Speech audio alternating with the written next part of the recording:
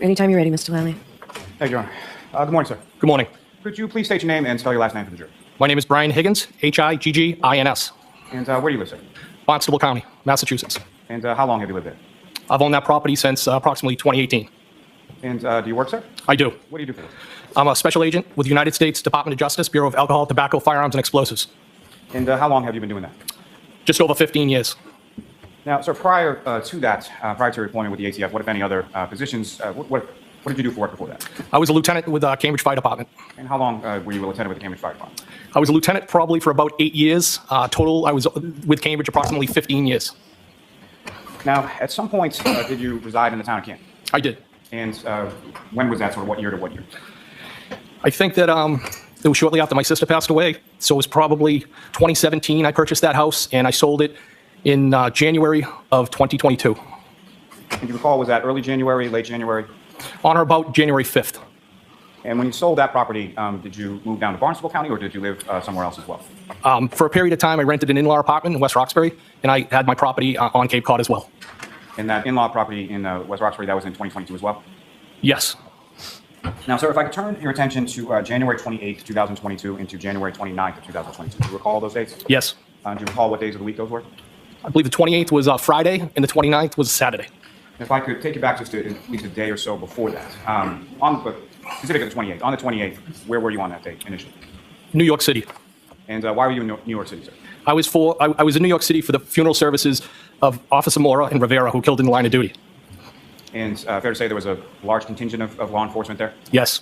Including several people from Massachusetts? Yes. And when did you go down to New York City? I believe it was the 27th of February. Might have been Thursday. So was there a wake and a funeral? There was a wake in the funeral. Some people went to the wake, some people went to the funeral. There was services in over those couple of days. And you went to the funeral on the 28th, is that correct? Yes.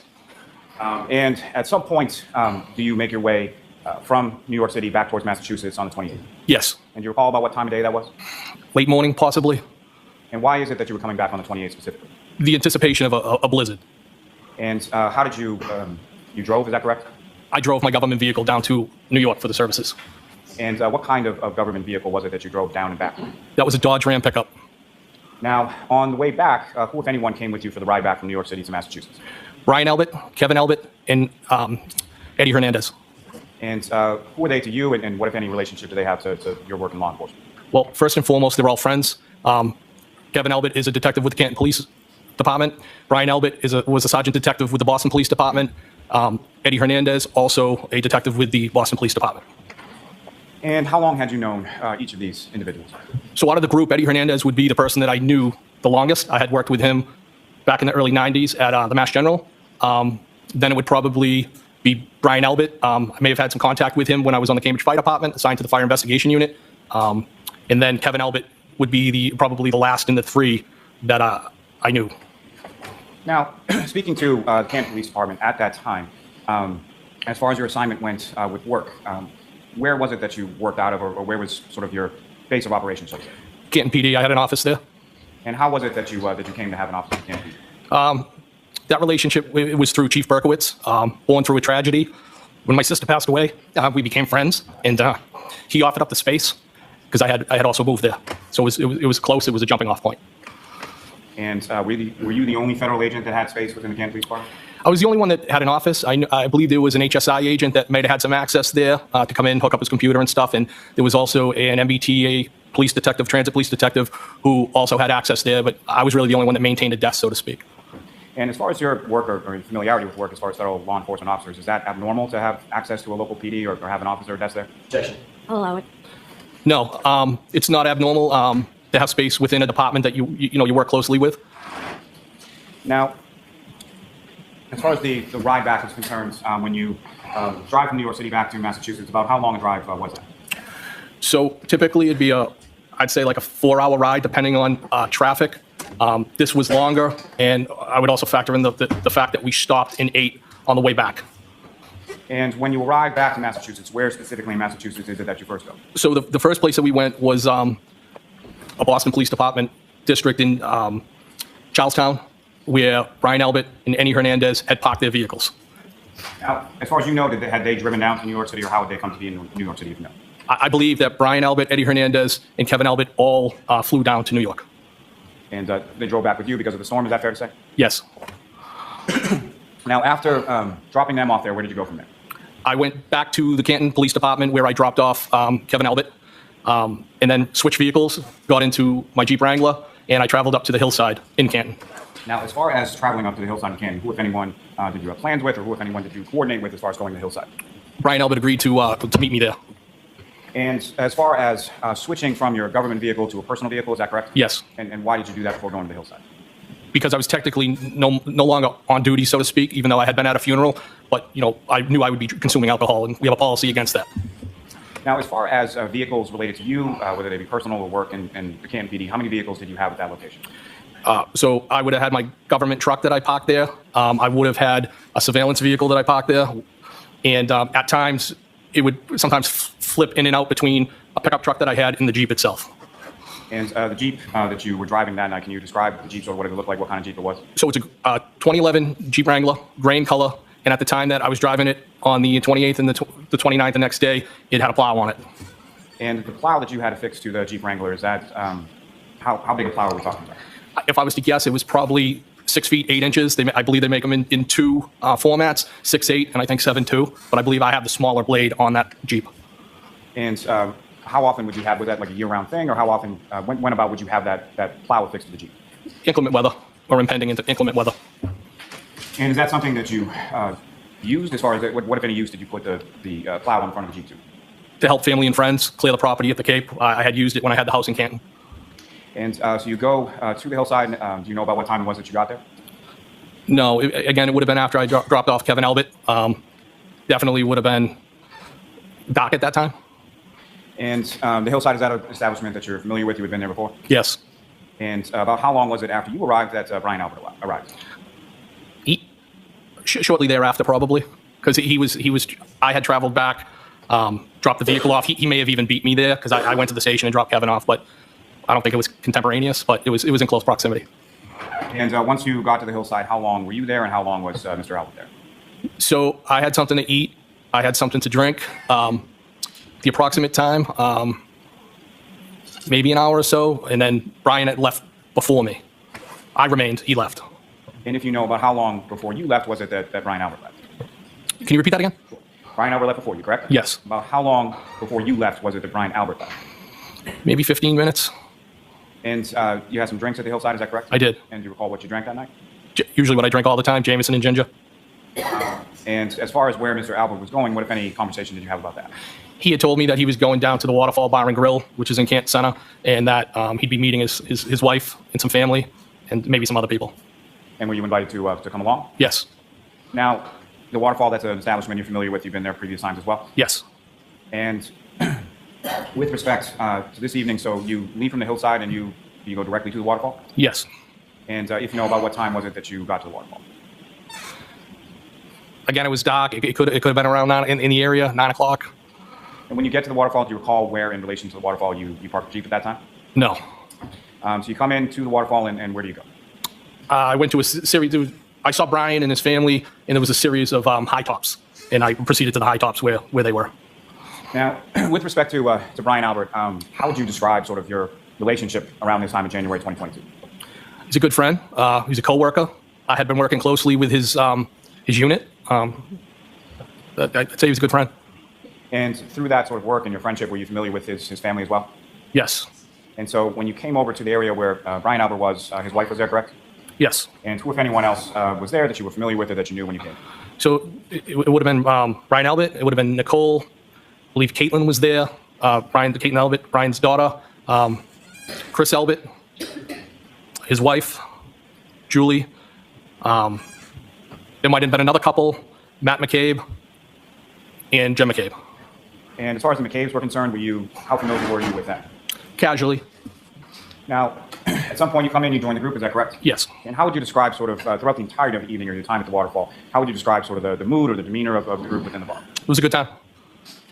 No arguments or anything like that you observed from anybody that was present over the course of it? No, it was a good time, and there was a band. And if you recall, about what time was it that you left? I would say right around when the band was wrapping up. So it was probably closer to midnight. Now, prior to that, at some point between the time that you arrived and the time that the band's wrapping up and you're preparing to leave, who, if anyone else that you were familiar with, came into the waterfall? John O'Keefe and the defendant. And just to be clear, when you're referencing the defendant, what is her name? Karen Reed? And just to be clear for the record, do you see Ms. Reed in the courtroom today? I do. Could you identify just as where she's seated or an article of clothing that she's wearing? She's seated between attorneys Jackson and Yannetti. Just ask the record to reflect identification of the defendant by the witness. Yes. Now, with regard to Mr. O'Keefe, starting there, as far as how long had you known Mr. O'Keefe? Maybe a year, a little over a year. And do you recall how it was or where it was that you first met Mr. O'Keefe? I believe it was actually the hillside. And how often would it be that you saw Mr. O'Keefe or socialized with Mr. O'Keefe? I would see him at the hillside. And as far as, were you familiar with what Mr. O'Keefe did for work? Yes. And what were you familiar with him doing for work? He was a Boston police officer. And with reference to Ms. Reed, how long had you known the defendant? It would be about the same time, or as long as. And so roughly, what was your understanding as far as the relationship between Mr. O'Keefe and Ms. Reed? They were dating. Now, with reference to the occasions, as far as would there be occasions typically where you would see Mr. O'Keefe without Ms. Reed, or you would see Ms. Reed without Mr. O'Keefe, or were they essentially together when you saw them? I would say more often than not they'd be together. And did you have occasion to see them in other sort of social settings outside of the hillside? I went over the house one time before the end of Patriots game. So if I could take you back, let me ask you this. As far as, how would you describe your relationship with John O'Keefe? I considered him a friend. And how would you describe your relationship with Ms. Reed? I considered her a friend as well. Now, through the course of time that you knew them, did you have occasion to get their contact information and have communication with each of them through their phones? I had John and I had exchanged telephone numbers. And with reference to those communications, were they texts, were they phone calls, or varied? Oh, they would be text. And as far as the text communications that you had, you received this contact information, you texted, someone replied. How did you know that that was John O'Keefe that was replying to you? Well, I had him saved in my phone, John O'Keefe. I don't know exactly where he gave me his phone number, but I knew it was him. Now, on that evening, taking you back to the waterfall, January 28th into January 29th, do you know about what time it was that Mr. O'Keefe and the defendant came into the waterfall? It would have been, I think, between like 11 and closing. And do you recall sort of where you were situated in reference to the table when they came in? So I think I was at the high top bar area, the high top in the bar area closest to the bar. And when Mr. O'Keefe and Ms. Reed came into the waterfall, what, if anything, did you observe? Where did they go when they first came in? So when they first came in, I believe they may have initially went in, like, veered off in different directions. I recall that she opened her coat and took a drink out of it. I should say a glass. And what, if any, observations did you make of the glass that Ms. Reed took out of her coat? It was a tall glass. It looked like a clear liquid in there. And at some point, did you come to find out where Mr. O'Keefe and Ms. Reed had been prior to coming to the waterfall? Sustained. Are you familiar with another establishment in Canton called C.F. McCarthy's? Yes. Is that a place that you've been to before? Yes. Now, as far as the glass that you saw, with reference to the waterfall and or C.F. McCarthy's, what, if any, observations did you make of it? Well, that it wasn't from the waterfall. And what makes you say that? Well, she walked in with it and took it out of her coat, but wasn't consistent with the type of glasses that the waterfall had. And so let me just ask one further question in regard to that. So when you say it wasn't consistent, what was it about it that made it inconsistent with glasses from the waterfall? I believe it was a tall glass and kind of like bubbles on the side of it, so to speak, like the design. Now, after you make those observations, at some point over the course of the time that you were at the waterfall and they were there as well, then you have occasion to have a conversation with Mr. O'Keefe. I did. I don't know that if it was initially when he first came in, but I did have a brief conversation with him as to the content. I don't recall what that was. Just small talk, fair to say? Greetings. And with regard to Ms. Reed, during your time at the waterfall, what, if any, conversation did you have with her? I did not have any. Now, at this point in time on this date, did you have Ms. Reed's cell phone information? I did not. At the time that you were at the waterfall? No. You recall sending a text or... Oh, I'm sorry. Can you repeat that question again? At this time, I know we've jumped around a couple of days, but at this time that you were at the waterfall on the 28th or the 29th, did you have Ms. Reed's contact? Yes, I did. Okay. And at some points over the course of the evening while you were at the waterfall, did you send a text to Ms. Reed? I did. And do you recall what the substance of that text was? I think it was something like, well. And do you recall the intent as far as that text message or why you had sent that to her? To be honest with you, it was, I guess you could view it as a flirty text. Now, around midnight or so, when you leave the waterfall, well, I'm sorry, let me take it back just one step. At some point over the course of the evening while you're at the waterfall, what, if any, discussion is there around the table as far as next steps or where to go from there? Well, there was talk at the table, I think initially about going back to Chris Albert's Pizza Shop to have some food and drink. And at some point that transitioned into going back to Brian Albert's house. And as far as the invitation to go back to Brian Albert's house, was that something that was extended to the entirety of the table?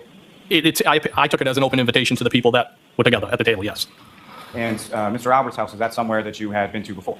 I had been there, the twins' graduation party, which was outside in the backyard, and I think I may have dropped him off on one occasion. I may have dropped something in his mailbox, but those would be the only other times. And are you familiar, at least now, with the address and sort of where you were going? Did you know where you were going that night? I knew where I was going, yes. And the address was 34 Fairview Road. That is correct, yes. And about what time, about midnight or so when you're leaving, who, if anyone, was leaving the bar around the same time? I mean, I think pretty much everybody was wrapping up and leaving. I know that I beat Brian and Nicole back to the house. Now, as far as the time at the waterfall, with reference to either Mr. O'Keefe or Ms. Reed, what, if any, observations did you make in regard to what they were drinking that night? I think John was having beers, his typical, what I would see him with, and the defendant had, glasses. And do you recall her ever, at any point that you were there, if you recall, drinking out of a glass different than the one she took out of her coat when she first arrived? I don't recall. Now, you drove from the waterfall to Fairview Road. About how long a drive was that? Probably a few minutes. But the weather was, I remember when I came out, I put the wipers on, there was some snow on the ground, but it was the type of snow where the roadway was still black at the time, but because it was being driven on, but the sidewalk had a light coating. And you drive over to the home, and you mentioned that you beat Mr. Albert there, is that correct? I did. And so, with regard to the home when you get there, what did you do when you got there? Well, I was kind of being a smart ass, and I dropped the plow, and I did a little sweep of the driveway, and then I got out of the driveway because I didn't want to get blocked in, and I parked. And do you recall where you parked in relation to the house? I do, by the mailbox. Your Honor, with the court's permission, if I could publish what's been marked as Exhibit 72. Okay.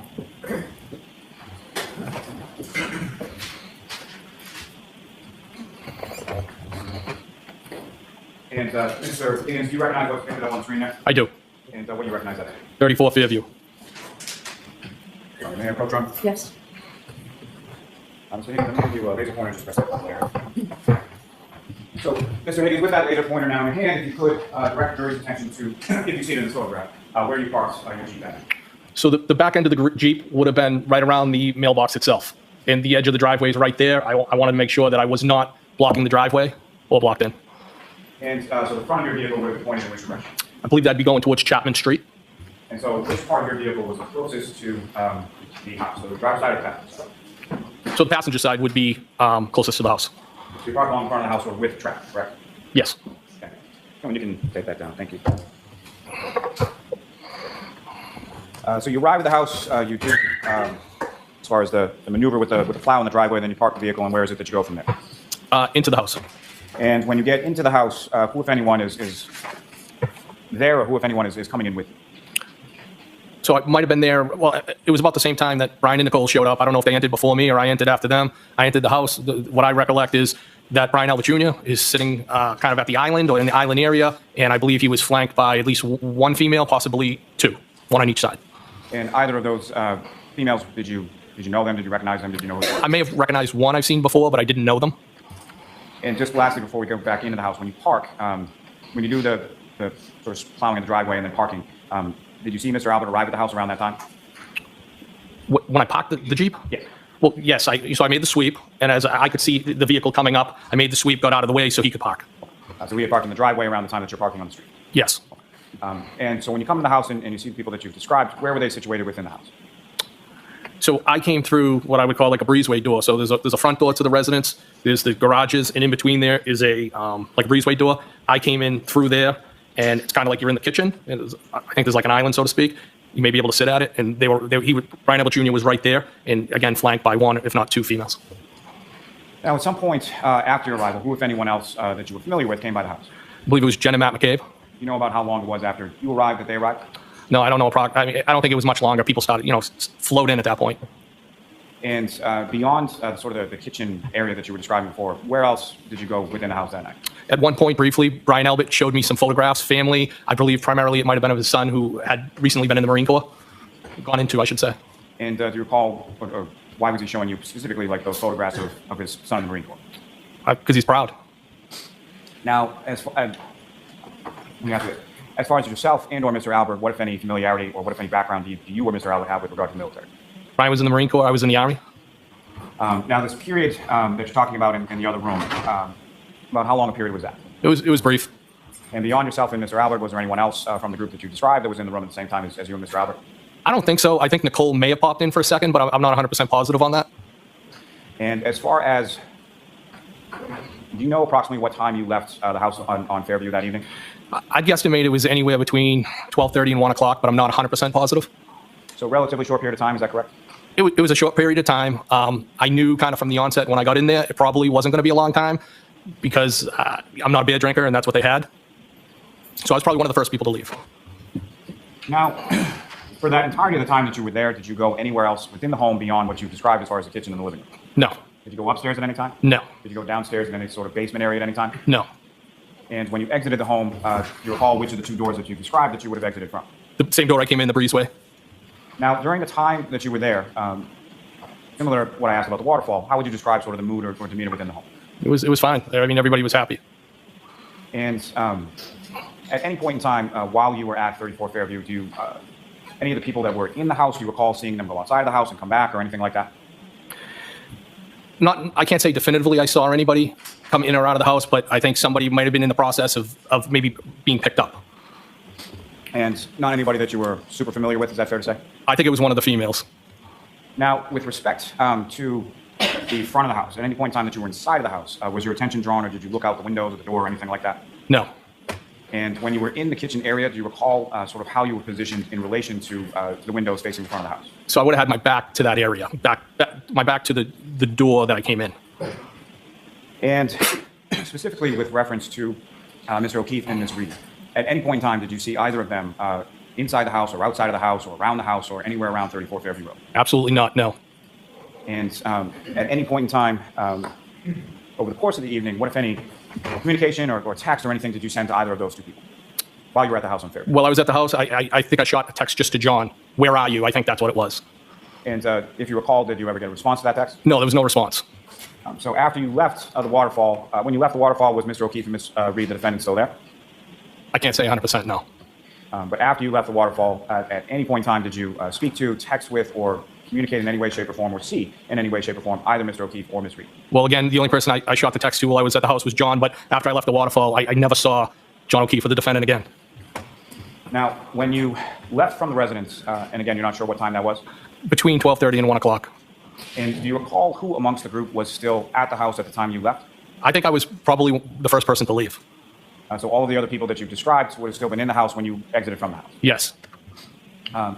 Now, you indicated earlier that you're familiar with Mr. Albert and his family to some extent, correct? Yes. You've been to his house for a graduation party for his twins, correct? Yes. Through that, at any point in time prior to this date, did you become aware or familiar with Brian Albert's nephew, Colin Albert? I know the name, and I know that he is one of the sons of Chris Albert. You familiar with what he looks like? If he walked in here right now, I wouldn't know. You would not know? No. And beyond the people that you described as far as seeing at 34 Fairview Road, fair to say you don't recall anybody being introduced or identified as Colin Albert? No. Now, you exit from the home through the breezeway door and go over to your vehicle, is that right? Yes. And from the time that you would enter the home to the time now that you're exiting from the home, what, if any, change did you note as far as the weather intermittently? Just that the weather was getting worse. The snow was picking up. And as far as the accumulation that you had described before, as far as you could still see the blacktop and all that when you left the waterfall, what was it like when you came out of the house? Again, I think that the streets that weren't being traveled, there was snow on them. There was coverage. And as far as the front lawn area of the house at 34 Fairview Road, what, if any, observations did you make of that? Can you rephrase that? Sure. As far as the snow was concerned, was Yes. the snow sticking to or was it accumulating on the lawn as well? I believe so. I mean, when I walked from the breezeway to the Jeep, there was snow on the ground. Now, the front yard area of the house, is that something that you were looking at with any particularity or taking note of as you were walking your Jeep down the driveway? No, it was a long day. We had been on the road. I just was looking to get home. And so when you get to your Jeep, can you describe to the jury sort of how it was that you pulled away or what, if anything, you recall about that process? So I got in the Jeep, started it up, may have looked at my phone, put it in drive and started to pull away. And then I'm like, put the plow up. So I reached, I moved a couple of feet. I heard it grinding on the ground, reached for the device called a fish stick, picked it up, lifted the plow, and then drove away. And the plow that you had fixed to the front of the Jeep, I think you've talked a little bit about it, but how is that sort of controlled and who controls that? So the operator controls it. The mechanism to control it, again, is called a fish stick. It's on a cord, and it plugs in under the dashboard. I reached down to find out, I don't know if it was on the floor or between the seats, but it's not like a joystick that's attached actually to the dashboard. So some sort of hydraulic system, is that correct? Yes, it's a hydraulic based. Now, in addition to moving it sort of up and down, is there any other way that you can manipulate the blade as far as that switch is concerned? Yeah, so if I would generally, if I'm driving around town and I'm not worried about the vehicle heating up, I just lift the plow off a couple feet off the ground. If I was on the highway, I would tilt it to get airflow. And as far as height is concerned for that plow, if you were to lift it all the way to the top, what, if any, impacts would that have with reference to your line of sight or visibility through the windshield? 0. So even if it's raised all the way as far as it can go, you can still see over the top of the blade? Yeah, if it comes even with the hood of the Jeep, I'd be surprised. So you pull forward a couple of feet, and then you lift it about how high did you lift it when you stop and then lift up? Probably like a foot or two. And as far as following that, you pull away from the house, is that right? Correct. And as you're pulling away from the house, where's your attention drawn, or what, if anything, did you see as far as when you're pulling away from the house? Wasn't drawn to anything. I just drove away. And when you drove away, again, during that process, did you see anything outside of the house that drew concern or your attention or anything like that? No. Now, as far as when you get out to your vehicle and you're driving away, were there any other vehicles on the street that you saw in the area of the residence at 34 Fairview? I didn't see any. And do you recall whether or not there were any tire tracks in the snow or anything that you saw when you came out to the vehicle, if you recall? I do not recall. Now, you leave the residence at 34 Fairview, and where did you go from there? I went back to the Canton police. And why was it that you went back to the Canton police station? Well, we had traveled down for the services for those police officers, and we anticipated staying the following day. I think I had said that we left a day earlier. So I had left a key to the surveillance vehicle on top of my desk so that somebody could move the vehicle, because a lot of times Chief Berkowitz would get after me as a courtesy. I was parking vehicles there, sometimes my personal, but primarily my work vehicles. And one thing he asked me, just leave the vehicles in the middle of the parking lot so that snow could be cleared. So the reason for heading back there was to move those vehicles, because if I didn't do it then, I would have had to get up early and do it. And I also know they plow through the night, so that would be the reason for heading back. Before we get a little more into that, as far as the funeral that you went to, were these people that you knew or had met or were familiar with? No. So you get back to the police station, and with regard to the Canton police station, what, if any, access did you have to the Canton PD, and sort of how did you facilitate that? So I would describe it as a proxy card. The doors have card readers. Generally in the parking lot, when you come into the police station, you drive in. Sally ports are off to your right-hand side. There's two bay doors there. There's a pass-through door, and then over in the corner would typically where I would bury both vehicles. So if I was, typically it would be my take-home pickup truck that I described earlier, and it would be the surveillance vehicle. But if I had, that could be swapped out with one of my personal vehicles. I would leave a personal vehicle there if I took one of those two vehicles. And then for me to access into the building, the most direct door would be that pass-through door by the Sally port. And sort of that back area, is that typically where you would park? Yes. And just in reference to you talk about a surveillance vehicle, that's something that you use as far as conducting surveillance and performance of your duties as a law enforcement officer? Yes. And so fair to say that would not be something you would want to park, like, say, in front of the police station? No. Now, that path that you took, is that the typical path that you would take, sort of park to the back and then cut through the Sally port into the station? Yes, that would be the route that I would go. And if you recall, is that the route that you went on that particular early morning when you came back to the station? I believe it is. And when you come back to the station and you go in, where are you going within the police station when you enter? So I'm going up to I was going up to my office to grab the key for that surveillance vehicle. So when you come through that pass-through door at the Sally port, the first door would be through the booking and the holding area that directly goes into the dispatch area. But if you walk to the extreme other end, there's another door on the other end, common hallway. I'd walk down that hallway, hit a set of stairs, and I would go up that way. Now, if I could take it back just for a second, as far as when you initially walk into the Sally port area, that's a garage, basically, correct? Yes. And when you come into the garage, the door that you would then enter to come into the station, where is that in relation to the door that you come from the exterior? How far away are the two? So if you come into, I guess what you're asking, so if I come into the Sally port, immediately to the right, there's the door that goes into the holding area, booking area, and then probably it's probably 12 feet long to get to the other door. So from where you're parking and where you come into the Sally port, it's not like you then have to walk across the garage or anything like that to get to the door into the station, is that correct? Well, you do walk across the garage, but it's small. And when you say small, about how far? About 12 feet, maybe? And so you come into the station, you go by the dispatch, is that correct? So as I'm walking down the hallway, dispatch would be off to the right. It's a wooden door with two glass panes. And as far as the Canton police station is concerned, are you familiar with, or were you aware at the time that there is sort of security and cameras and such around the station? Yes. You're aware that those cameras record, is that correct? Yes. And are you aware of any records that are generated as far as your key card access when you go through a certain door at a certain time? Well, I've never seen those records, but it's my understanding it tracks access control. And did you happen to go by the dispatch area specifically, and if so, do you know who was working there that night? Newly promoted Sergeant Good, I believe. Probably, he was on midnights. Do you have any specific recollection of seeing him there that evening or that early morning when you came by? I believe I waved to him. And as far as when you get to the police station, do you have how far drive is it from Fairview to the police station, if you know?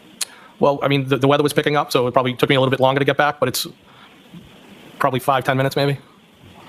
Now, the key, you went to your office to get a key, correct? Yes. And why had you left the key to one of the vehicles in the office? So as I stated earlier, I anticipated not even being back in Massachusetts, knew the storm was coming, didn't know how bad it was, but I left the key on the desk to facilitate somebody being able to move that. And so you go to your office, you get the key, and then where did you go from there? I go back downstairs and I move the vehicles to the center of the parking lot.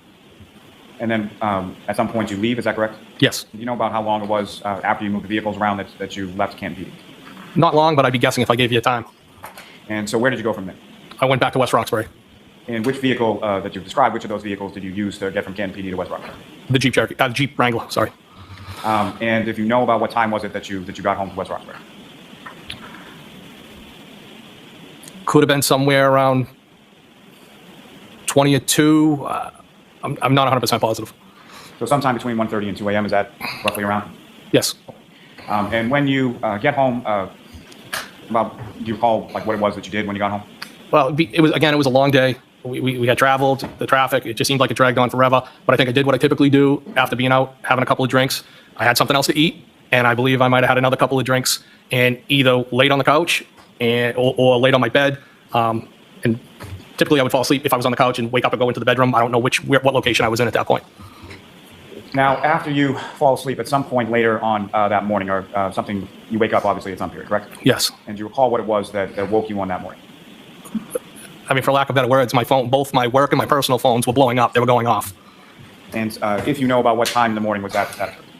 Probably around 6:30-ish. And who, if anyone, as far as you looked at your phones, and who, if anyone, was blowing up your phone, who was calling you at that point? Well, I think first it was Chief Berkowitz, and then Brian Albert. And you mentioned first it was Chief Berkowitz. Did you answer the chief's call at that time?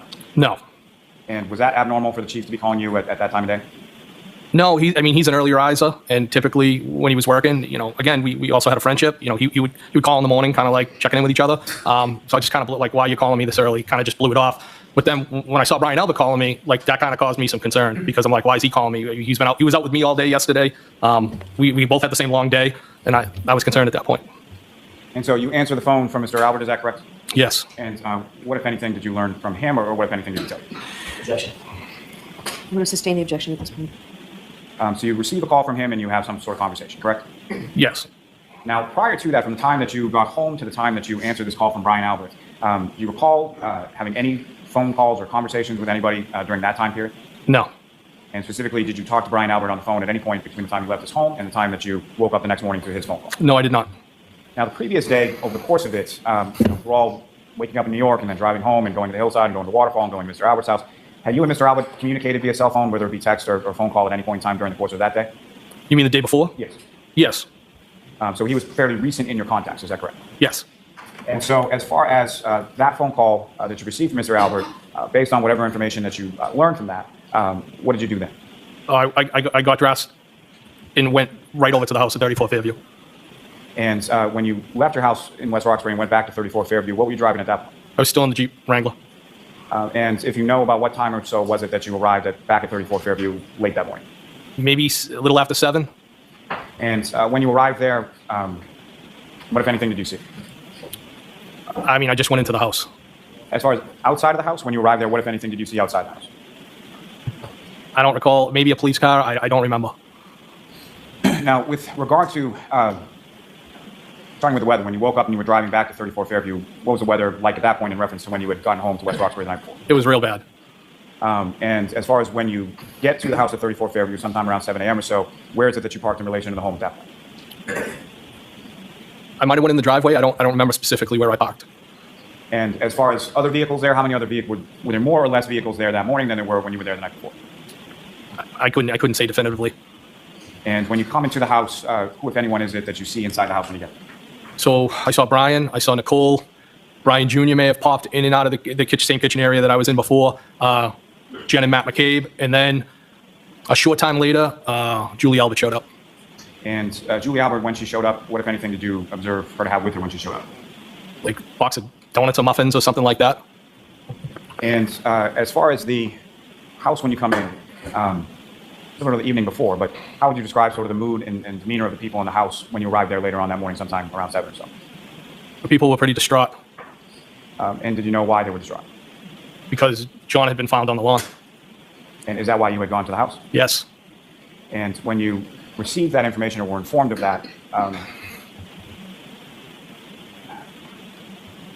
how did you receive that information, or what, if any, impact did that have on you? Well, Objection, Your Honor. Sustain, you can ask it differently. When did you first learn of Mr. O'Keefe being found on the lawn at 34 Fairview? during the phone call at about 6:30ish when Brian Albert, when I spoke with him. And what was your reaction when you received that information? It didn't make sense to me. I couldn't do the math in my head because I know John O'Keefe and the defendant never showed up. It didn't make sense. And so from this time that you're in the house, do you recall any sort of conversation about within the group as far as what was going on? Objection. Just, do you recall that there was a conversation? Yes, I recall that there was conversation and it was, Objection. Just that. Okay. Next question, Mr. Lally. Now, from the time that you arrived there later on that morning, about how long a period of time were you there for? less than an hour. And from there, where did you go from there?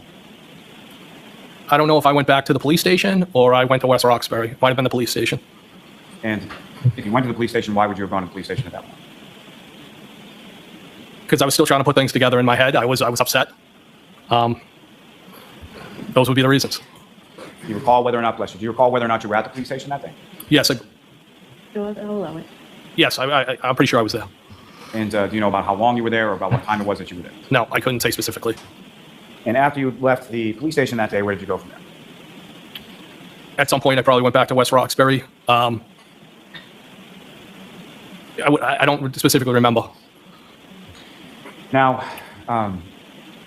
again, from when you went, maybe a fairly simple question, but as far as you drove the Jeep Wrangler from West Roxbury back to Fairview Road that morning, correct? Yes, And then you drove that Jeep Wrangler from Fairview Road to the Canton Police Station at some point during the day? I believe I was in that vehicle all day. Now, at some point a few days following this, did you have occasion to meet with some troopers from the state police? I did. And do you recall who those troopers were? Trooper Proctor and Trooper Buchanan. And were you familiar with those troopers prior to that date that you met with them? So I was familiar with Trooper Buchanan. Evidently, I was reminded by Trooper Proctor that I had met him before. I think I helped him on a gun recovery that he made, but I didn't remember him. And as far as you mentioned, sort of socializing with other officers in law enforcement, had you ever socialized with either Sergeant Mechanic or Trooper Proctor before? So Trooper Proctor, no. I had seen Trooper Buchanan on a number of occasions at a local gym. I had seen him one time at the hillside. I think he might have been with his child after a sporting event. I think I said hello. I bought him a drink. But I wouldn't classify that as socializing, more being friendly. But I also, that area of responsibility, the South Shore, south of Boston, Cape and Islands, I was assigned to a group where I would interface with people in that area. And that Norfolk CPAC office would be people that over the years I've probably dealt with. Now, when you met with him on this day, do you recall specifically what day it was? No. If I said February 3rd, would that sound about right, or if you know? I would say in that area. And when you met with them, you had a conversation with them or an interview in regard to what had transpired on the 28th and 29th, correct? Yes. And following sort of the substance of that interview, what, if anything, did you provide the troopers with? I provided them with text messages that I had exchanged and had on my phone with John O'Keefe, and text messages that I had exchanged with the defendant. And how did you, in what sort of format did you provide those text messages to the troopers? Well, they were copies, and I believe that the format would be, the way to categorize it, screenshots. And how is it that you sort of generated these from your phone? I consulted a coworker, who's also a friend, and he has the training with the cell phones. I told him I wanted to provide these to the state police. What is the best way that I can get them off my phone and provide them to law enforcement? And why was it that you felt it was important, or why is it that you wanted to share those with the troopers? Well, I thought it was important because I've had communication with the both of them, and I wanted to be fully transparent. Now, with reference to either or both of those communications with Mr. O'Keefe and Ms. Reed, the material that you provided to the troopers, what, if anything, did you do to that material before giving it to them? Nothing. So as far as the material or the text that you provided to the troopers, that was what was on your phone? Yes. There was no deletions, no excising any material, nothing like that before you gave it to the trooper? Exactly what was on my phone, I provided to them. And specifically, as you were providing it to him or shortly thereafter, did you have a conversation with Sergeant Buchanan in reference to that very topic? If you recall. No, I don't recall. Do you recall him asking you anything about as far as if this was the entirety of what you had provided? Oh, so I think during the actual interview, he specifically asked me, are these, I would say in sum and substance, he said, is this an accurate representation? Has anything been deleted? And I said, no. I mean, with respects to the text with the defendant, from the first time that she reached out to me and texted me, nothing had been deleted. As far as John's text string, we might have had older text strings that were deleted, but that was what I gave him. What I gave the troopers was exactly when I captured everything is exactly, it is what it is. Everything that was on those phones was provided. Nothing was deleted. And as far as when you provided these text communications to the troopers, was that something that they had asked for, or was that something that you volunteered? I volunteered that to them. And upon them sort of receiving them from you, did they have further questions beyond what they had already asked you based on what you provided? I believe they got into other specific questions, specifically in relation to John O'Keefe and the defendant, as far as intimacy and things like that. There was more detailed questions that followed. Your Honor, may I approach the witness? Yes.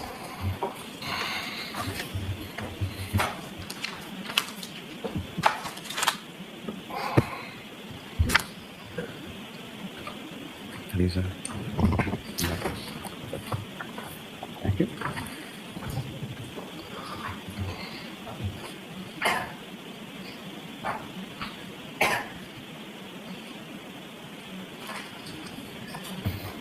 Sure, I'm going to show you two documents. One is 12 pages long, one is 56 pages long. You can just look at those. Familiarize yourself with them, look up and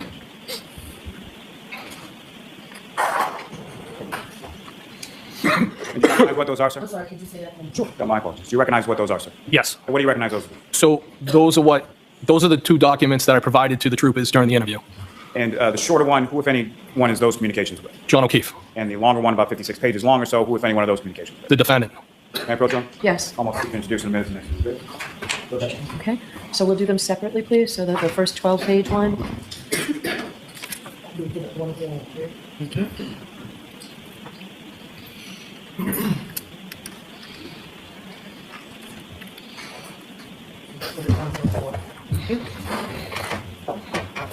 May I return both of those to the witness? Yes. I'm going to direct your attention first to what's marked as Exhibit 103. And is that the communications, or the text communications that you had with Mr. O'Keefe? Yes. And sir, if I could turn your attention to the first sort of content within that, just in reference to what is the date of the first sort of exchange in these text communications between yourself and Mr. O'Keefe? Wednesday, November 24th.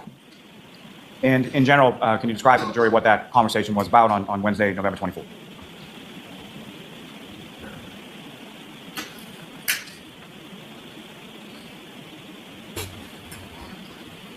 He basically, it's kind of hard to read, I apologize, but it looks like he just reached out to me.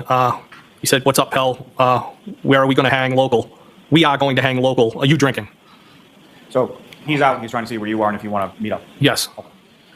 Now, sir, if I could direct your attention to the last page within those documents you have before you. So with reference to, there's some conversation on the bottom of that last page from Sunday, January 16th. Is that correct? Yes. Okay. Now, you had mentioned that with respect to Mr. O'Keefe, you had been over his house on a prior occasion to watch Patriots game, correct? Yes. And when was that in relation to this date that we've been talking about as far as the 28th and the 29th? How long before? So it was the 16th? Might have been the 15th into the 16th, I believe. So that text on the 16th was either same day or the day following when you had gone over there to watch Patriots game? Well, with the text where I asked if I broke his nephew's toy video game would have been the next day. Now, in reference to Mr. O'Keefe, you described that he was a friend of yours. Is that correct? Yes. Now, where you used to live in Canton, where was that, or how close was that in relation to where Mr. O'Keefe lived on Meadows Alley? Not far at all. Several blocks. Now, prior to you going over there for the Patriots game, at some point, or had you been over to his home at any previous time? So I reached out. We had inclement weather. It might have been around the beginning of January, maybe 6th to 7th. And I shot him a text and said, do you want me to clear the driveway for you? So using the same plow that you were talking about before, you would offer to clear out his driveway. Yes. Now, on this occasion that you go over there for the Patriots game, prior to that, had the two of you had any conversation, or had you been invited to go over there with reference to football games before? Yes, a number of times at the hillside, I was asked, hey, we're going to watch the last half at the house. Do you want to come by? Things like that, yes. And had you ever taken Mr. O'Keefe up on any of those prior invitations to come by the house and watch it? No. And so on this particular game, do you recall why it was that you took him up on it this time and went over? Well, I felt bad. I had never been over there. I've been asked repeatedly. I knew it was probably going to be the last game for the season. And I had also independently got a text of an invite from John himself, and then also from the defendant independently. Now, in reference to you thinking it was going to be the last game of the season, do you recall, was it a regular season game, playoff game? Who were they playing? Do you recall any of that? I think it might have been the Bills. I don't know if it was the playoffs or it was just another game to me, but I knew it was probably going to be the last game. And so if you recall that evening, about what time was it that you stopped by Mr. O'Keefe's house? Oh, it was like just before the game ended, not long after. So pretty far into the second half of the game by the time you arrived. Oh, yeah. And in addition to Mr. O'Keefe, who, if anyone else, was at the house when you got there? I believe Chris Curran and his wife might have been there at one point. I think maybe the wife left, but he stayed. I believe maybe Mr. Curran, never met him before. I think they introduced him as Mr. Curran's brother. And then John's nephew. And I don't know if his niece was there. She might have been in the other room.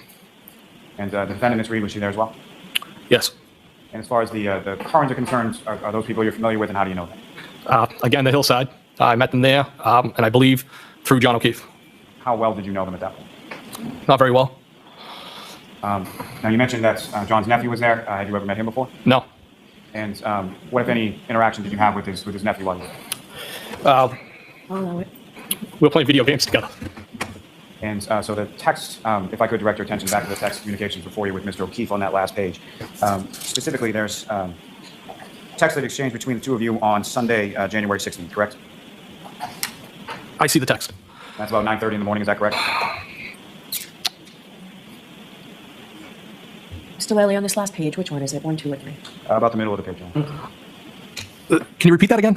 May I approach the witness? Yes. Yeah, it's a little difficult to read. I apologize.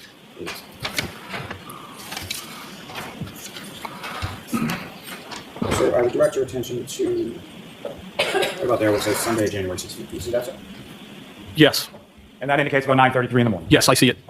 And if you could read from that text exchange, and if you could indicate sort of who's talking or who's saying it. It says TF, hurting like this in 10 years. Haha. I'm not sure. I'm not sure who's saying that. Not sure who's hurting and who's saying haha. Well, I know I was definitely hurting that morning, but I'm not sure who was saying that. And what, if any, other communication is there later on in the same chain? All right, I see John. Was it necessary to introduce Hennessy XO? Was I really playing video games? That would have been me. And then it says, I blame Karen. Yup. And then I said, please tell me I didn't break your nephew's video game. If I did, I'll replace it. Did I throw a controller or some shit? And then it says, I don't think so. WTF, I'm hurting. How can you guys not be still in bed? Is that the end of that And then- the conversation? It appears to be, yeah.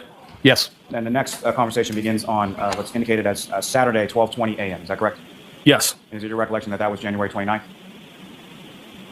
Yes. And is that the message that you sent to Mr. O'Keefe while you were in the residence at 34 Fairview Road? Yes, I said, are you coming here with followed by 3 question marks? And again, Mr. O'Keefe, based on your recollection and based on the records you have before, you never responded to that text. Is that correct? That's correct. And you never saw him after that, correct? Never again, no. May I approach this to retrieve, Your Honor? Yes.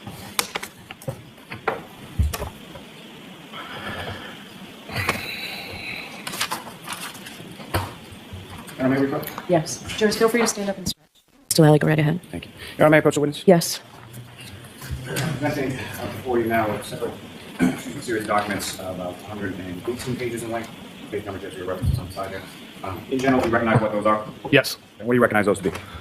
Text messages between the defendant and I. Your Honor, call off the move to introduce and admit as the next exhibit. No, not as the next exhibit. We are going to mark that 104A. Thank you, Your Honor. Yes. 103A? That's my understanding. I think the others were marked 103, so it should be that. John O'Keefe's texts were 103.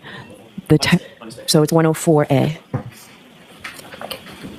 And jurors, you'll have both Exhibit 104 with you that was a little bit difficult to read.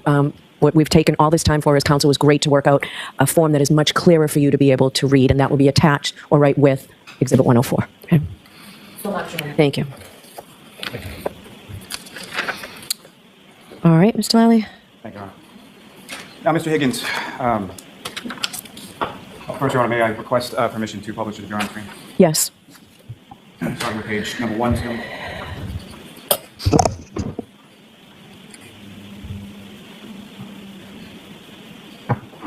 Now, Mr. Higgins, what's up on the screen? Is that what you have before you as Exhibit 104A? Yes. And as you just mentioned, these are text messages between yourself and Ms. Reed. Is that correct? Yes. And on what date did you first receive any communication from Ms. Reed? January 12th, 2022. And prior to that, had you had her number, or did she have your number as far as you were aware? No. You had never communicated to her via cell phone or any other means prior to January 12th, 2022? No, I had not. So initially, you received a text on that date from an unknown number. Is that correct? Yes. And from the text before you, and what's up on the screen, as far as there are gray bubbles on the left, blue bubbles on the right, which is you and which is Ms. Reed? The blue bubbles would belong to myself.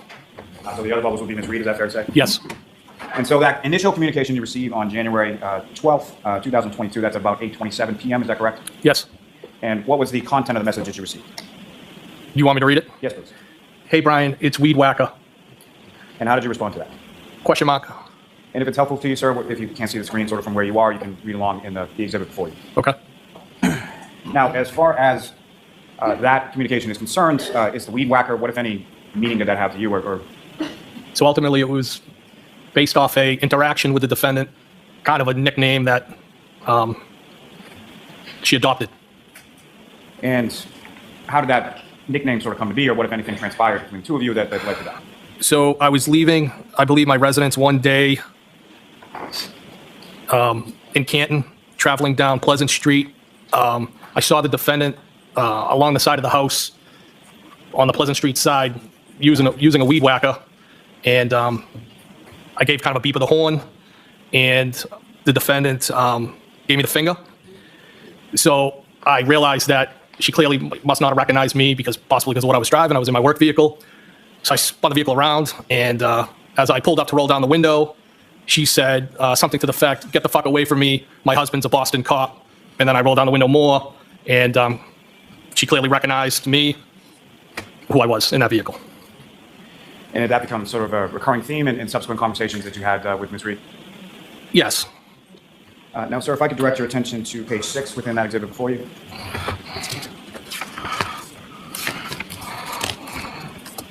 They're not numbered, right, Mr. Lally? I'm sorry? They're not numbered? Is your copy numbered? No, Your Honor. Not that I can see. They're not, so be cognizant of that when you ask questions. You know, I believe they are. That's why I hesitated. It's sort of in the middle of the page, facing sideways. If you turn to it. My apologies. I have it now. Very small. So just on this page, directing your attention to the bottom, it sort of goes on to the next date of January 13th. Is that correct? Yes. And if I could direct your attention to page 7 of those text messages. And Ms. Gilman, if I could have page 7 on the screen. And sir, if you could read from page 7, and if you could just indicate who's speaking and what is being said in this communication. So again, I'm in the blue bubbles. Did you try those Smirnoff screwdrivers? I stopped at the Hilly for one last night. I said, haha, how did you get my digits? Defendant responded, the Melissa and Lito show. I said, haha, I thought you creeped John's phone. I said, haha, again. Defendant responded, no way. I was the last person in Greater Canton who didn't have your number. I think even Kerry has it. I responded, what, with a bunch of question marks? I said, I just don't give my personal number out to anyone.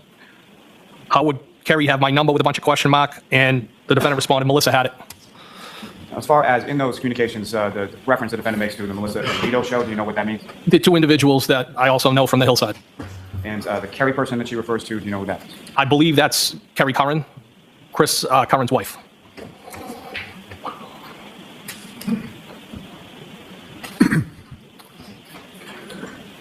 Now, if I could direct your attention to page 9.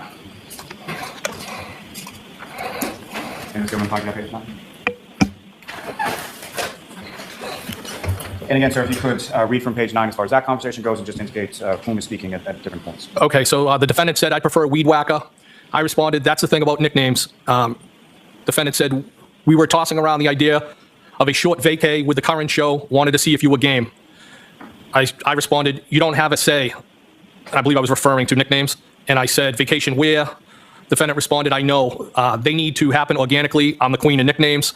Was just going to rent a beach house in, I believe it was supposed to say Fort Lauderdale. It's abbreviated. Something quick and easy. I said, Defendant responded, I'm the queen of vacays too. Always a good time. I responded, I'm going to Nashville next month, 19th to 21st, for a benefit. One of our guys got shot in the head. You guys should come. And as far as either one of those trips that you were discussing, do you recall any further discussion or any going on any of those trips? Well, I mean, I definitely went to Nashville for that benefit for one of my coworkers. There may have been more conversation about the Florida trip, but I can't specifically recall it. Now, sir, if I could direct your attention to page 16, and Ms. Gilman, if I could have that.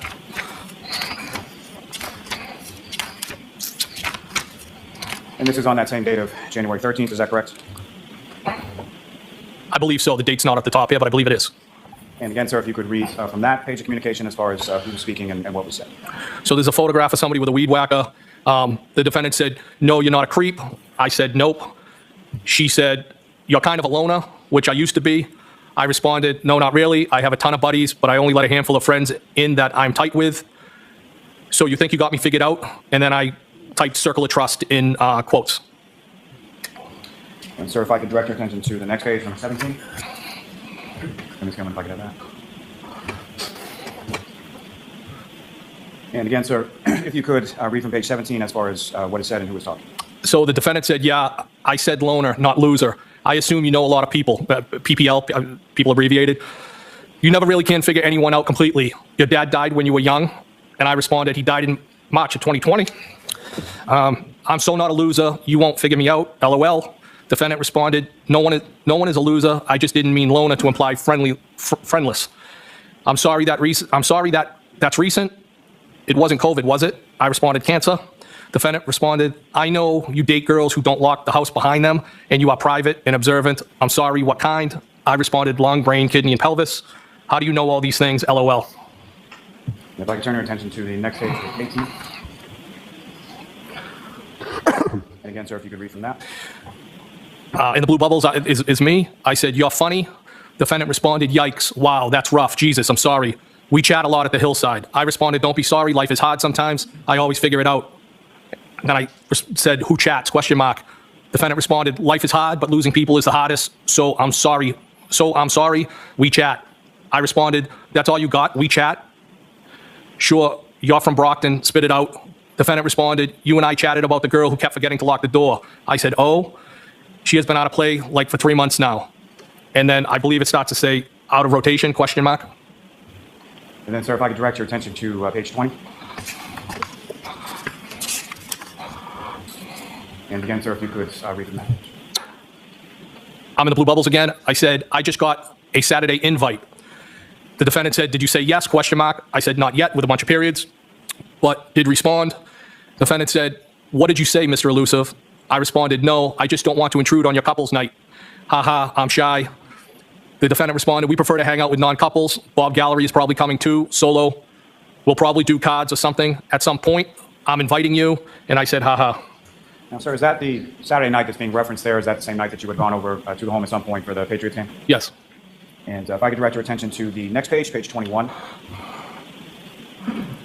Yes. And again, if you could read from that page. The defendant said, John said Brian's being wishy-washy now, in quotes. I responded, haha, did you tell him you texted me? The defendant responded, no. And then I gave a thumbs up. Then I said, you cranky now, ?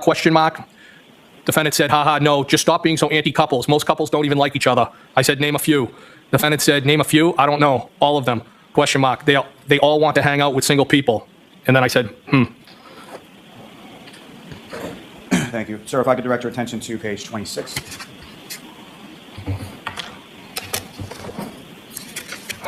And sir, if I could ask you to read from that page. In blue is going to be myself again. Foul ball. Defendant responded, you stink. I said, you suck and you're double trouble. Defendant responded, you're hot. I responded, are you serious or messing with me? Defendant responded, no, I'm serious. I responded, failing is mutual. Is that bad? How long have you thought that? Defendant responded, are you okay driving? You don't want to stay here. I responded back, I'm fine. I have an office at the PD. You didn't answer the question. And then it starts to say, defendant said, rather you stay here. And is that, to your memory, when is that text exchange taking place? In reference to the night that you went over to the O'Keefe's house. I believe it was that night. Now, at Mr. O'Keefe's house on that particular evening, do you recall how you came into the house? I believe it might have been the front door. And if you know about how long were you at Mr. O'Keefe's house that night? I was probably one of the last people to leave, I think. And what, if anything, happened as you were exiting from Mr. O'Keefe's house that night? So as I was exiting the house, it was either through the breezeway or the garage.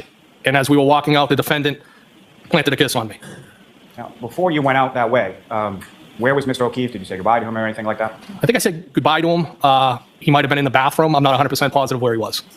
And when you went to leave, which exit from the house were you headed to initially? Well, as I said, I don't remember exactly if it was the breezeway or the garage I was starting to walk through. But whichever way I started to exit, the defendant told me to go a different way. And which way did the defendant tell you to go? Well, her way. I honestly can't tell you which door that was. If it was either the breezeway or the garage. And as you were going out, again, I'm sorry, what happened? The defendant kissed me. And how did she kiss you? Not like a friend. Lip to lip, is that fair to say? Yes. Like a romantic kiss? That's the way I interpreted it. And were you still inside the house at the time that this occurred, or were you outside the house, if you know? Not sure if we had just got to the outside or not. It might have. I'm not sure if it was close proximity to leaving.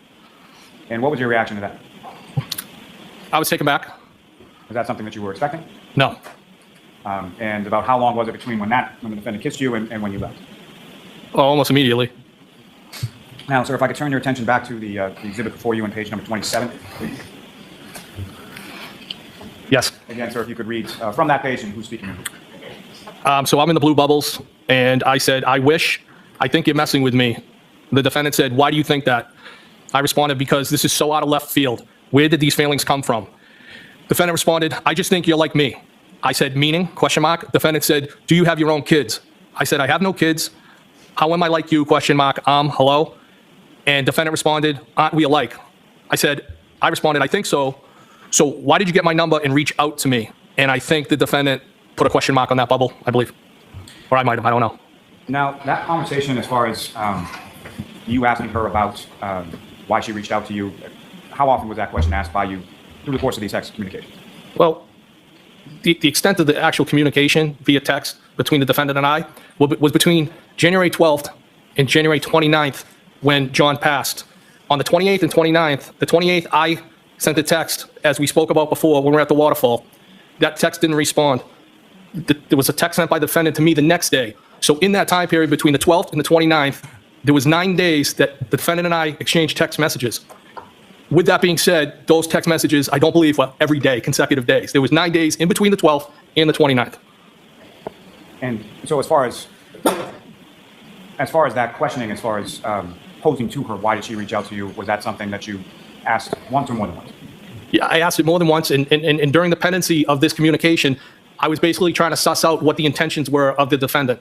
Was the defendant interested in me? Was she at the end of her relationship with John? Was she trying to weaponize me against John and put me in the middle? There was numerous things that were going on. And that's what I was trying to vet out or suss out, or whatever you want to call it. But I was having a hard time accepting what was happening. And sir, if I could direct you to the next page, page 28. And again, sir, if you could read from that page. So I'm in the blue bubbles. Shoot straight with me. Defendant responded, I told you, I just think we're alike, right? Couple question marks. I responded, yes, agree. Now what? Defendant responded, I don't know. I said, shouldn't you know? Defendant responded, do you like me? I said, yes, from jump. Defendant said, when was jump? I said, first time I saw you. Defendant responded, when was that? I said, Hillside, for your sure. If I could direct your attention to the next page, 29. If I could ask you to read from that, sir. So again, I'm in the blue bubbles. Hillside for sure. When were you interested?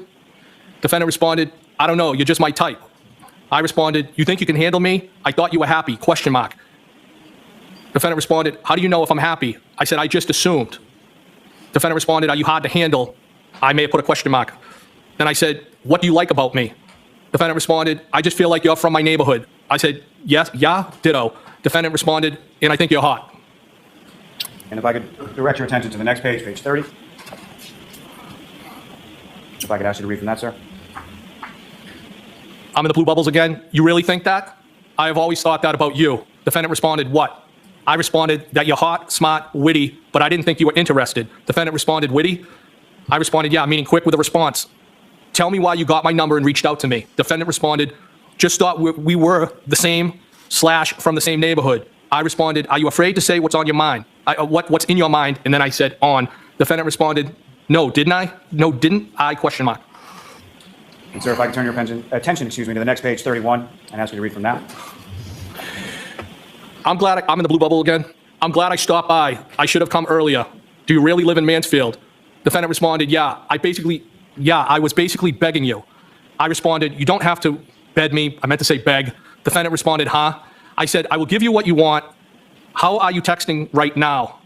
And I said, leaving me hanging. Defendant responded, no. I typed kids and then kinda. Defendant responded, how am I texting? And I began to say, is everyone asleep?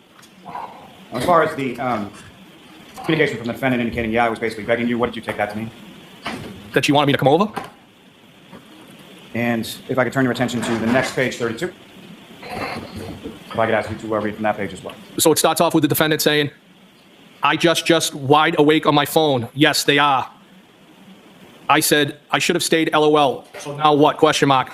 Defendant said, yes, you should have. I responded, that would have been distracting. So now what? So no, what? And then I said, now. Defendant said, now what? Question mark. I responded, balls in your court. Defendant said, what do you want? I responded, loaded question. What do you want? Question mark. Defendant responded, I asked you, exclamation point. I in turn said, nope, you initiated this. If I could turn your attention to the next page, 33. If I could ask you to read from that, sir. I said, spit it out. I'm in the blue bubbles. Defendant said, hey, we're single and we don't have kids. We can do whatever we want. I responded, don't you have a boyfriend? Question mark. Defendant responded, where are you? Question mark. I said, Canton. Defendant said, where? Question mark. I responded, my office is at the PD. Why? Are you going to Mansfield? Question mark. Defendant responded, where is that? I said, Canton PD. Defendant said, I have a house there from before I reconnected W. John. I responded, oh, I feel like you're not really saying what's on your mind. If I could turn your attention to the next page, 34, and ask you to read from that, sir. Defendant starts off and says, do you like me? Question mark. I responded, yes, clearly. Defendant said, come over my house. I responded, when? Question mark. Defendant said, when works for you? I said, whoever, and then whenever, when works for you? Question mark. The defendant said, I asked you first. I responded, I think you're messing with me. Defendant said, I'm glad you came over tonight, with some type of face. I responded, me too, balls in your court. What do you want, Karen? You look great tonight.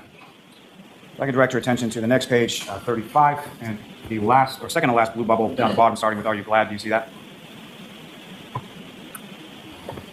Page 35? Yes. And where is it again? Second to last blue bubble, starting with, are you glad? Yes. I said, I'm in the blue bubble. I said, are you glad you walked me out? Question mark. And what did she respond? Defendant said, yes, with like semicolon, some type of a mark there. Are you? Question mark. And I said, DEF for definitely. And if I could direct your attention to the next page, 36. And if you could, please read from that. So at the top, I'm in the blue bubbles. It says yes. And then I said, are you going home tonight or tomorrow AM? Defendant texted, we kissed, comma, right? Question mark. So then I put a question mark on her question and said, is this a trick question? Defendant said, I don't know when I'm going home. I'm selling my house with what I think is a smiley face. What a trick question, and a couple of question marks. I responded, are you moving to Canton? I'm following your lead with this. Defendant responded, I live here, but I have property in Mfield. I'm guessing it's Medfield. Defendant said, why my lead? I don't want any responsibility. I responded, you started this, right? Question mark. Why did you get my number? And it says, each out to me. It meant to say, reach out to me. I then said, still have not told me. And sir, if I could direct your attention to the next page, 37, and ask you to read from that. Defendant said, sorry, should I not have? I responded, I'm fine with it. Just don't know why you can't answer. Defendant said, you're mad at me? I said, OMG, no, not at all. You're being silly. Defendant said, I told you, exclamation point. I just think you're like me and I'm attracted to you. And then she said, a lot. I responded, feeling is mutual. I just never saw this coming. Defendant said, why? Question mark. I responded, because I just assumed you were happy with your situation. Defendant responded, I was, but things have deteriorated. And if I could direct your attention to the next page 38 and ask you to read from that, sir. I said, why? Question mark. How so? Question mark.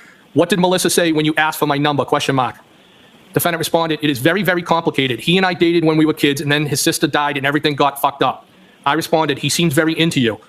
Defendant responded, I just told Melissa that I had your number but lost it. I said, that's cute. She wasn't suspicious? Question mark. Defendant responded, no, she's great. I responded, does she know you like me? Question mark. Defendant responded, she's a sweetie. We just agreed you are great, with another smiley type face. And sir, if I could direct your attention to page 40 and ask you to read from that. Defendant said, yeah, but where is that? I have had all my shit here for a couple of years and my house has been vacant, but I'd like to get closer to the water. I responded, are you breaking up or staying together? Defendant responded, I don't know. He hooked up with another girl on vacation. I'm very close to his niece. It is a very fucked up situation. I responded, when was that and how did you find out he hooked up? Question mark. I don't want to complicate your situation. Defendant responded, we went away for New Year's, the four of us. I put the kids to bed and found him in the lobby of our hotel all over one of our friends. Whatever, it doesn't matter. I responded, it does matter. Now, as far as that indication that she made to you, either through text communications or in person, did she indicate at any point in time where that occurred? So there was an occasion that the defendant stopped at my house.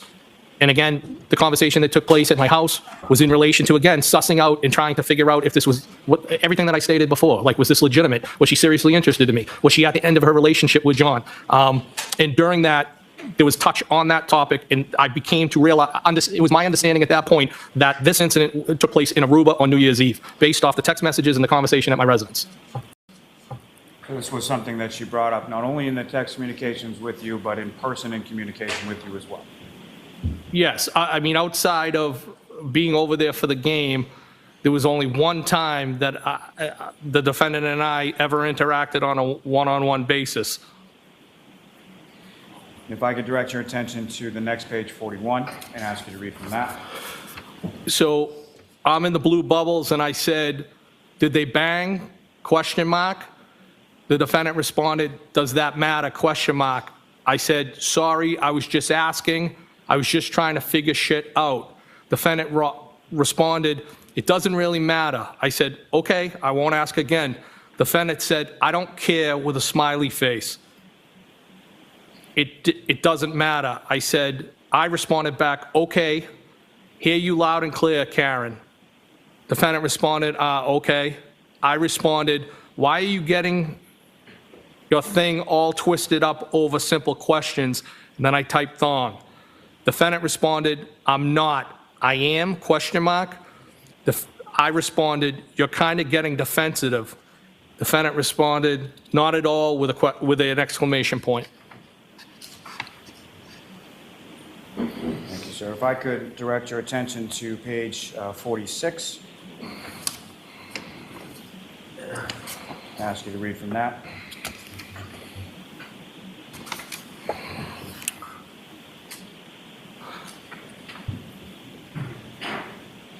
Defendant is in gray. She said, we did kiss earlier, comma, no, with an exclamation point. I responded in blue bubble, I think you initiated that, no, question mark. Defendant said, yep. Do I owe you an apology, question mark. I said, OMG, no. Why are you being sensitive? Defendant responded, I'm not. I responded, kinda. There's a P and a FFT, never, responded by the defendant. What do you want from me, question mark. I responded, what's on the table, question mark. Defendant said, what do you want ideally, question mark. I responded, the real deal. Defendant responded, it doesn't exist.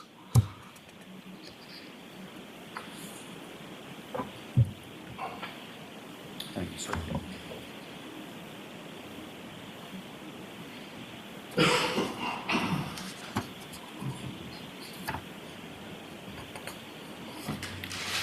If I could direct your attention to page 57, sir,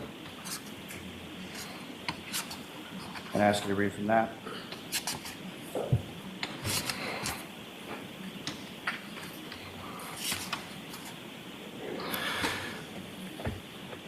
It starts off in blue. I said, I can go to any base, but usually Hanscom and Bedford are down to the Cape. Defendant responded, which base down the Cape? Which branch? I said, Army's Army. Defendant said, I'm not abnormally sensitive. I responded, Joint Base Cape Cod. Oh, I won't be so hard on you. Defendant responded, OMG, you're not. You called me trouble. That makes me sound bad. I responded, I was just playing with you. Defendant responded, you weren't, but that's okay.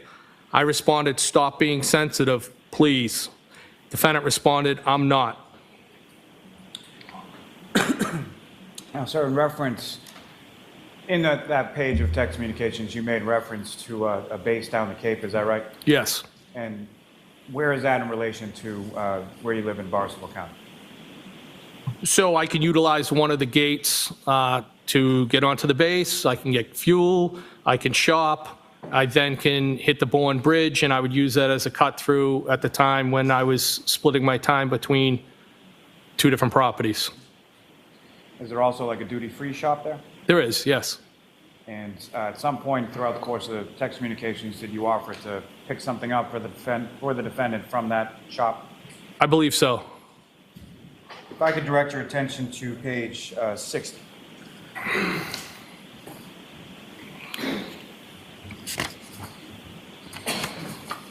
And ask you to read from that, sir. Defendant said, I don't know, question mark. It's an old colonial. It has a lot of bedrooms with kind of an emoji. I responded, more than you clearly need. Are you moving to Canton, question mark. Defendant said, I know, seriously. Some rooms I only go into dust. Not anytime soon. I'm there most of the time, but sometimes it's a lot. I responded, a lot, why, question mark. Defendant respond. I then said, do you even know what you want, question mark, or who, question mark. Defendant responded, because I went from being solo to trying to give attention to kids who aren't mine, and I never wanted kids. I responded, I thought you were in this happy relationship. Defendant responded, everyone is happy at the hillside. If I could direct your attention to the next page, 61, and ask you to read from that.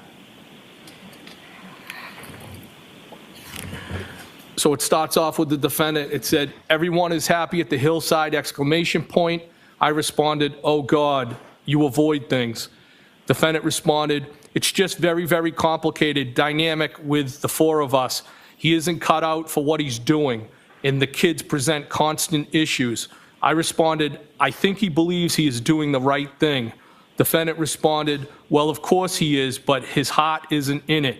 It's only because he was very, very close to his sister. I responded back, I know how you feel, kinda. I was married, and when I met her, she had a 2.5-year-old. I went from being single to being a dad. It's hard. Then I said, I'm divorced since 2017 and have no kids. If I could ask you to turn to the next page, 62, and ask you to read from that, sir. I said, I'm divorced since 2017 and I have no kids. Defendant responded, I try very hard, but they are very spoiled, and they're not my family. My parents keep telling me I'd feel differently if they were mine or my own sisters. Then I told you he got drunk and sloppy on NYE while we were away, and that has really affected me. I responded, what did he exactly do, question mark. Defendant responded, I never got married, and now somehow I'm arguing someone about raising kids with an emoji. I responded, why don't you tell me, question mark. Defendant responded, he was a puddle all day and then disappeared. Then I found him all over our friend's sister in the lobby of our hotel, and she's gross, which I think may actually be worse, not sure. I responded, oh God, did they bang? And ask you to turn to the next page, sir, page 63, if you could read from that. I'm in the blue. I said, did they bang, question mark. Defendant said, so I was the kids celebrating New Year's, I think it's without him, which shouldn't be my role. No, I doubt it. He was a mess. I said, Was it the first time with her, or do you think there were others? Defendant responded, I don't really think there were others. I'm with him all the time. He never seems to want to go anywhere without me. But honestly, the issues with the kids bother me more than him actually cheating. They are constant, and it feels like a lose-lose. I responded, You clearly have a lot of feelings swirling inside you. Defendant responded, yeah, it's very complicated. Sorry for the rant. I responded, or began to respond, you can vent, babe. If I could turn your attention to the next page, 64, ask you to read from that, sir. Defendant said, basically, I just feel like I spread myself too thin, and sometimes it's thankless. I responded, Defendant responded, you probably felt that way too. I responded, I did at times. It was one, not two, thankfully. Defendant responded, want to grab a drink, ? I responded, if you gave me some notice, I could have. Defendant responded, you in capital letters said you were adaptable. I responded, I am, but I have my work truck with me and not my personal. Do you get angry when you don't get your way? Defendant responded, that sounds like an excuse. I rarely get my way. Now, as far as her invitation, is that something that occurred on one time or more than one time? I believe it was more than one time. And at any point in time, other than the two you've already recounted, as far as going over to Mr. O'Keefe's house for the football game, or the defendant stopping by your apartment in West Roxbury, were there any other occasions you went out over the defendant's house or out with the defendant by yourself? No, never. And sir, if I could direct your attention to page 74. Ask you to read from that.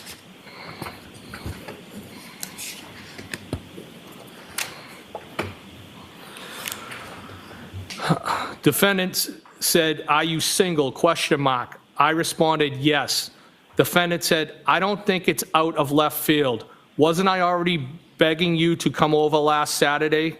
I responded, you getting my number from Melissa and reaching out to me? ?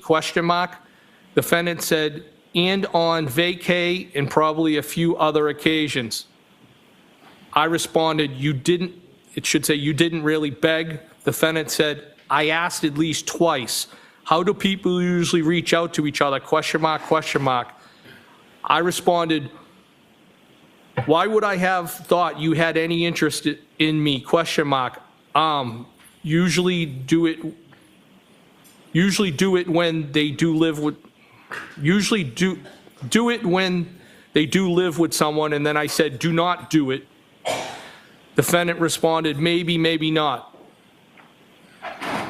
Thank you, sir. If I could direct you to page 77.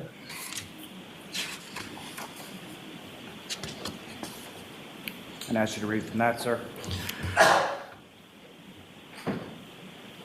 I said, I could go on, but I do not want to pump, it should say, your shit up too much. Defendant responded, thanks for saying that, but low comps at the hillside. I responded, you know how to ruin something nice. I frequent other places. The defendant responded, John has showed me about 5 times the ring video of me walking you out on Saturday, and my voice and my accent are killing me softly, with an emoji of somebody throwing up. I responded, what? Defendant responded, yeah, he has cameras everywhere, you cops, with another emoji. I responded, Jesus. Defendant said, he's like Christ. Are you guys hooking up? ? And I said, OMG, great. If I could turn your attention to the next page, 78, sir. I responded, I don't need drama, dude. Defendant said, no, it's fine.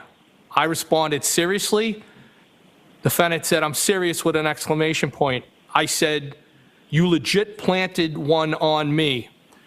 Defendant responded, I know where the cameras are anyway, duh. And then was OMG Bruins with an emoji after that. I responded, so your slick move isn't on there with some question marks? Defendant responded, course not. I responded, oh my God, and then I said, I almost, an emoji with somebody throwing up. Defendant responded, it was a peck anyway. I kissed Kerry and gay Jeff too. I responded, yeah, weak. I agree.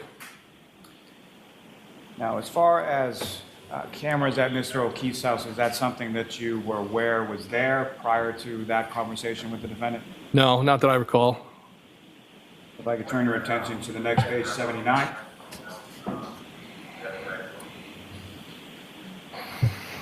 And ask you to read from that, sir. Defendant said, LOL, funny.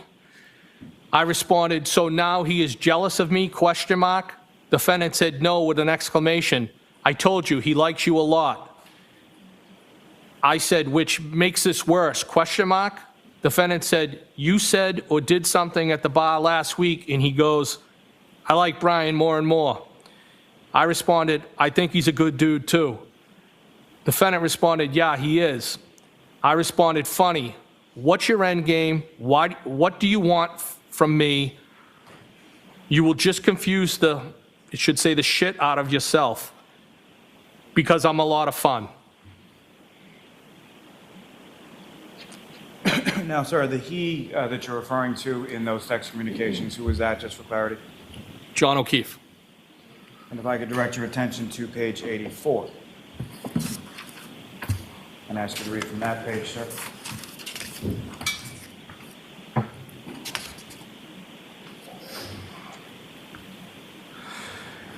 I said, it was fun. Defendant said, I've complimented you today too, with a couple of exclamation points and then some type of emoji. I said, and kicked my nuts in. Defendant said, OMG, how? I responded, if I had more notice, I would have grabbed a drink somewhere, so I'm all set with, that's, and then I said, in quotations, that's fine, but I am not asking again. Defendant said, well, it was 7 p.m. and I'm super cool, so right now I'm asking again with some type of I think it's a smiley face. I responded, coming to your house would have been bad for the both of us. For starters, you wouldn't have wanted me to leave. The defendant responded, now equals not. That sounds good. I responded, that's trouble. Defendant said, why, question mark. And if I could direct your attention to page 90.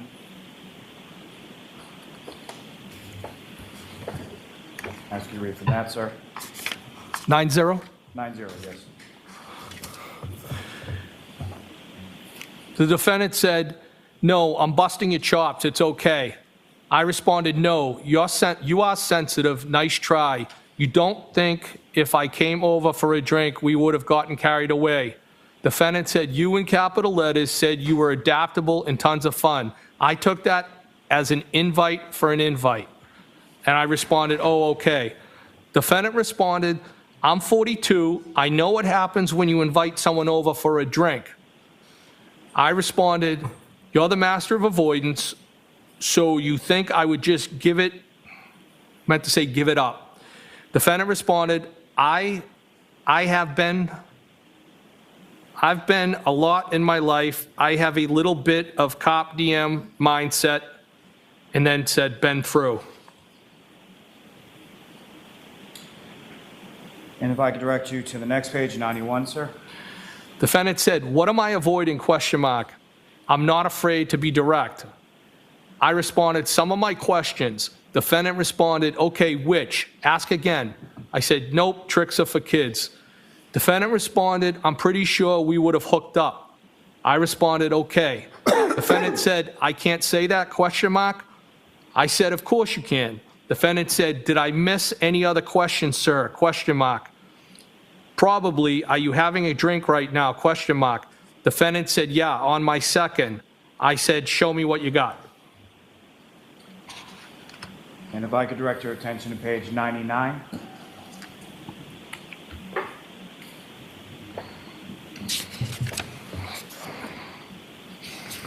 ask you to read from that, sir.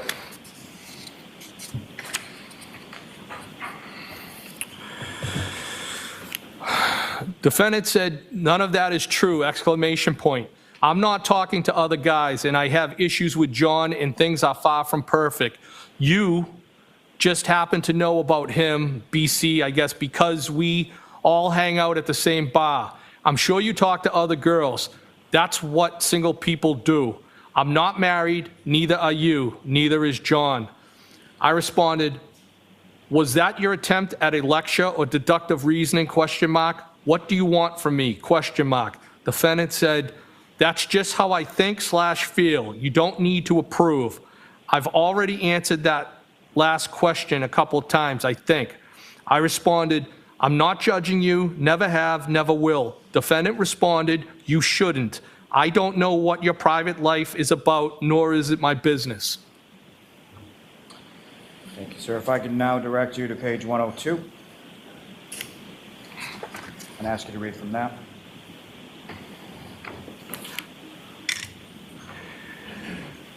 Defendant said, my only, I'm assuming, point is that there's a difference between being married to someone and dating them, and we have no intention of ever getting married.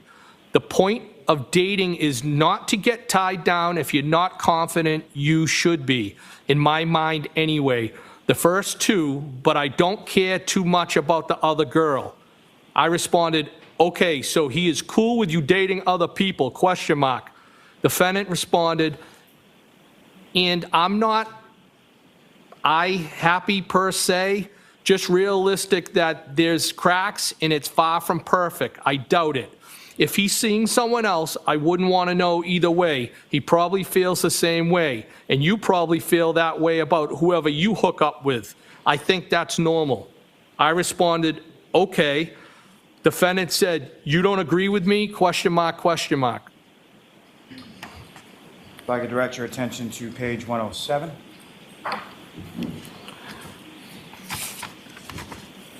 And ask you to read from that, sir.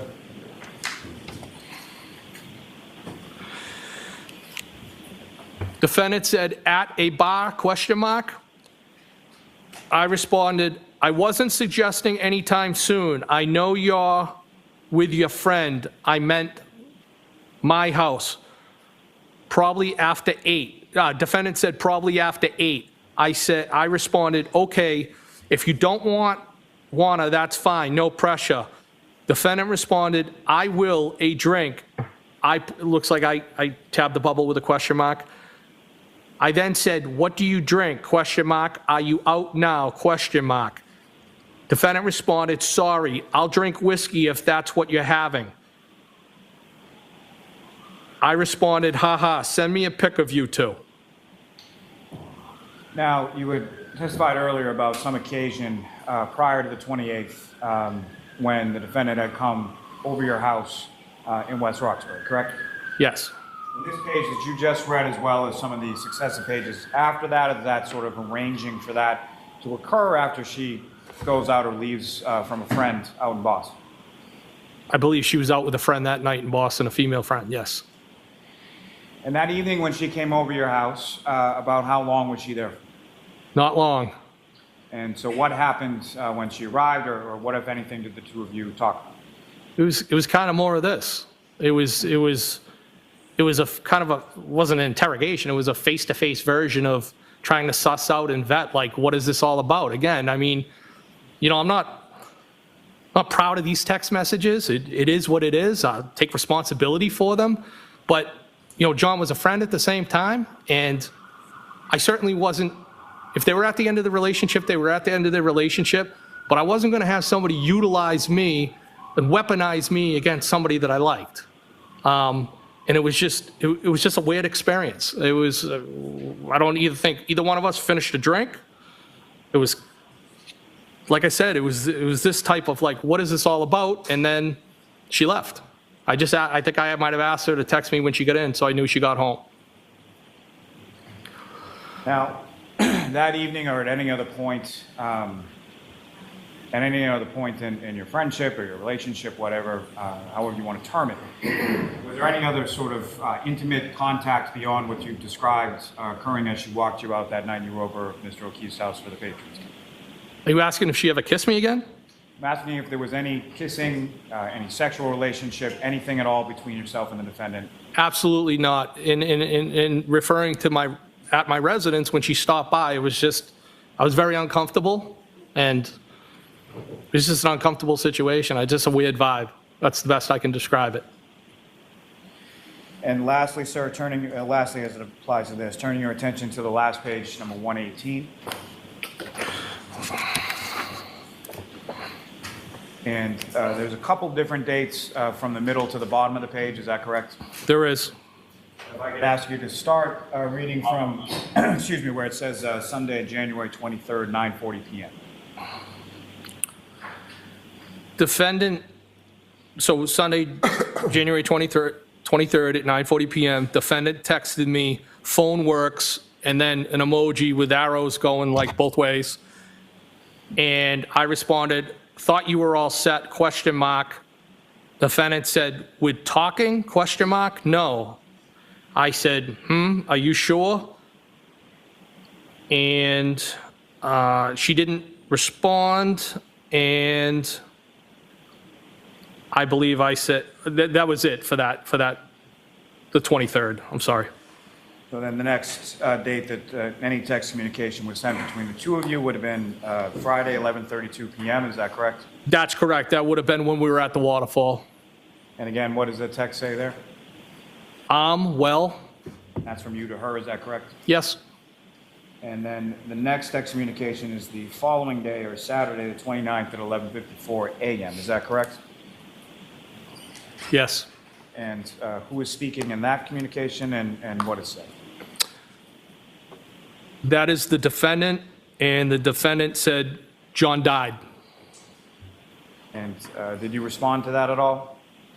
No, And did you have any other communication with Ms. Reed following receiving that text message on January 29th? no, I have not.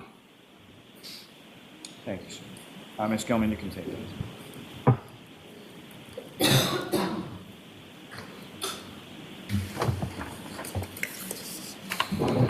Sir, if I could, a couple more questions for you, taking you back on the early morning of January 29th, when you had come from Waterfall to Fairview and then you were leaving from Fairview, if I could turn that sort of portion into your mind. When you're pulling away from the residence, the period of time that you were talking about as far as the plow being down and scraping a little bit on the ground, you recall that? I do. About how much distance are we talking about with respect to that? Distance, less than a foot, I would say. I mean, it's real quick, I heard it. And then as far as when you familiar with an area in the front of Mr. Albert's property at 34 Fairview where there is a flagpole and a fire hydrant? I do know where that is, yes. And as you drove by the house that evening, where were you in relation to that part of the yard? When I drove away, Yes. well, I might have been I was in the street. I pulled away, so that area would be on my passenger side. And so more what I'm asking, sir, is as you pulled away, did you pull away alongside the curb? Did you pull to the middle of the street? Or where did you direct the vehicle to go as you were pulling away? Like any other time, I pulled away from the curb, and that's kind of I mean, it's a one-lane street, so to speak, and nobody was coming towards me, so just pulled out into the street, drove away.